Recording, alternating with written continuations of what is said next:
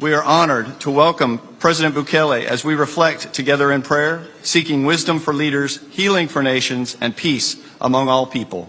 Please join me in welcoming His Excellency President Nayib Bukele.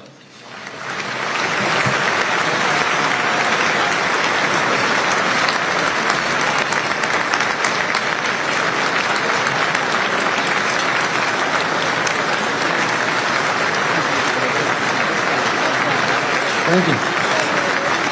Thank you very much.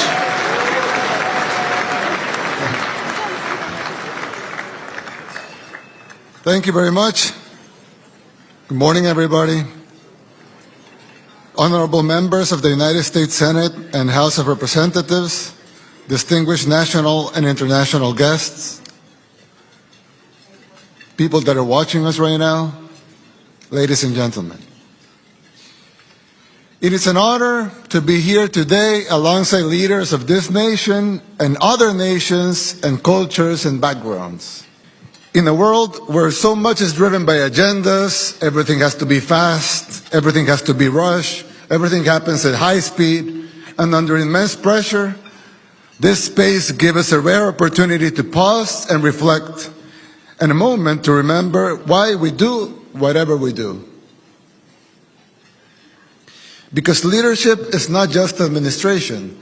That's the basic, that's the baseline, the bare minimum really, to keep things going. But true leadership comes down to one thing: decision making. As leaders, our job is to make decisions every day.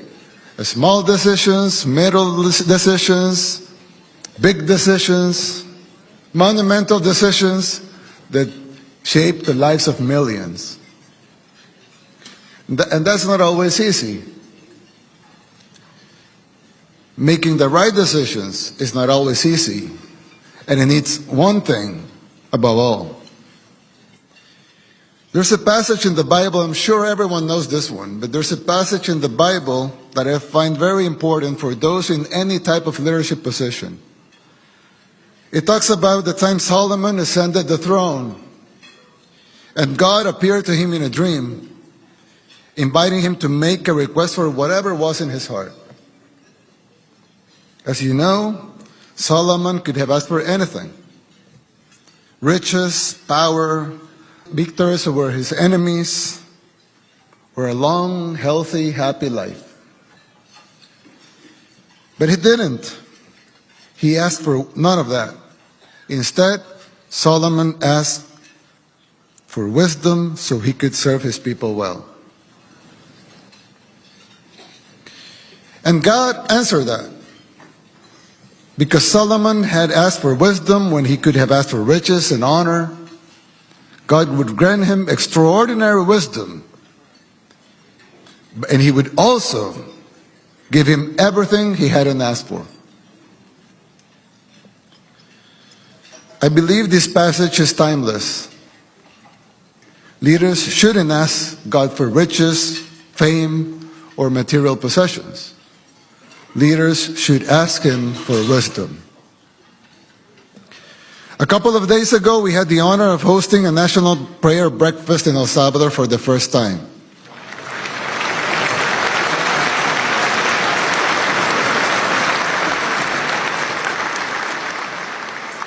And over there, I share a little about the miracle unfolding in our country.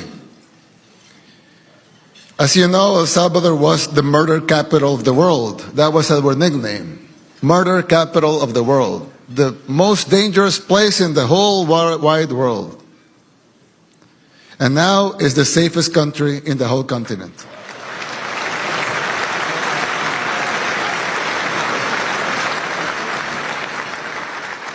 So over there, we talked a little about the miracle unfolding over there. Our experience has taught us that it's impossible to have such big change without the intervention of God.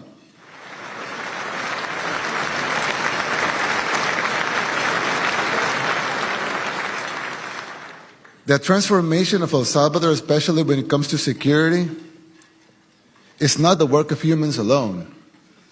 We know it was possible only because God worked a miracle through our hands.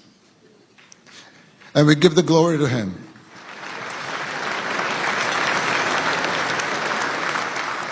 He guided us to make great decisions in times of great darkness.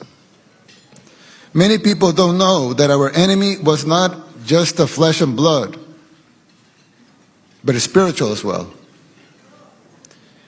The gangs didn't just murder, rape, extort, they also worship Satan. Straight up, literally. When we went to their homes to arrest them, we discovered altars they've been using for satanic rituals. This is well documented. We put up the pictures, the videos right away. But for some reason, the global mainstream media didn't think it was worth it to cover it.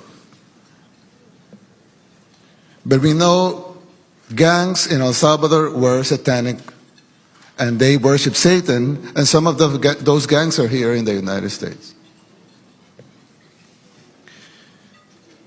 Bringing security to our people meant shielding them from that. Shielding the innocent from the plague.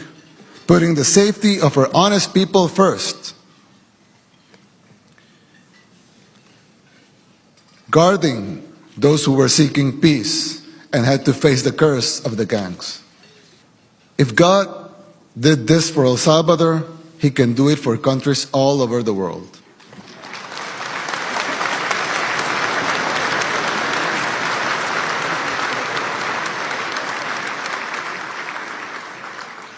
But we must first ask for wisdom. Anyone see what we do over there, and they will see brave women, brave men that trained really hard, fought even harder, went with risking their lives with their courage, amazing courage. But all of that would have been worthless if it wasn't because God wanted us to win that war. We won the spiritual war first, and that reflected in our physical world. So the war we won here was only a reflection of the physical war we had won before.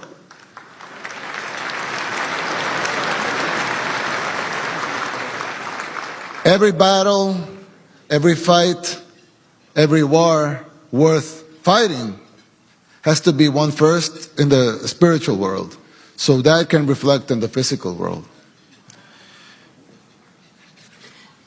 There's another famous saying in the Bible that you can prepare the horse for the battle, but it's God who decides the outcome. The victory lies in Him.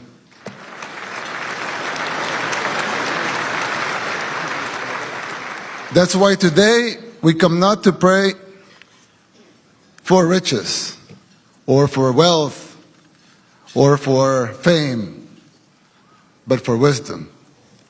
For wisdom for all the men and women here in this room, for all the men and women in positions of power, for all the decision makers, for all the policy makers, for the politicians, for the businessmen, the men and women who directly and indirectly influences the lives of millions and even billions of other human beings. Leadership never means making decisions that serve just a few or less, us, but means making decisions that serve and protect our people and that honor the tasks entrusted to us.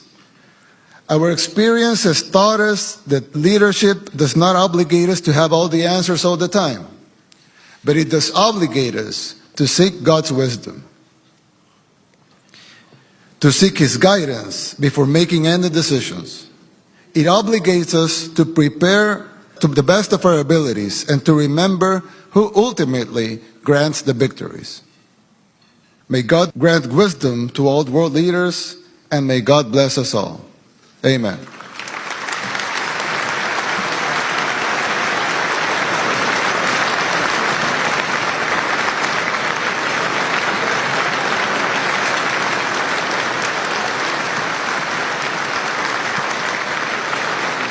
military has never been stronger. And you saw it recently with Venezuela, where we're getting along fantastically with leadership, but really become a great relationship. I don't think there's been anything quite like it ever.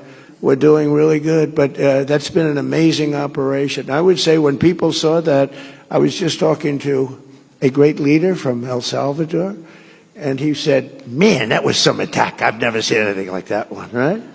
Right? That was good, even by your high standard, right? That was a hell of an attack.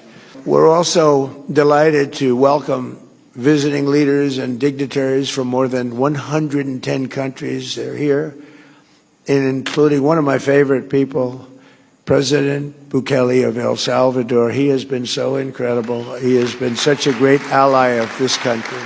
Thank you very much. Such a great ally.